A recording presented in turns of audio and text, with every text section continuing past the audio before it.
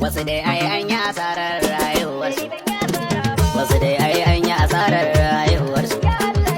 A wurin sunna aka yi wa ka samu haihuwar ki. To me yasa kike ta zubar da mutuncin gidanku?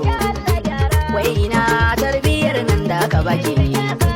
Kai wallahi an yi asarar kuɗin ilimin ki. Al'adar mu ta lalace, addinin mu duk an mance, turawa sun yi mana kwace, hausawan arewa mu gyara mu farka mu bar yin bacci. Matasan arewa da mata rayuwar wasu kuni ban gane ba. A TikTok na gama dubawa wasu dai an yi asarar rayuwarsu.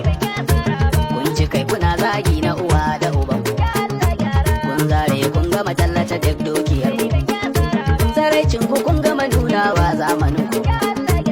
Furucin ku ba alkhairi ko adabi. Burin ku yi iskanci domin asan ku. Faɗa alkhairi ko ku yi shiru da baki. Dan ko kun mutu kun bar tarihin rayuwar. Iyaye siyo da na sanin haihuwar. Kun bata wa 'ya'yan ku tsarin rayuwarsu.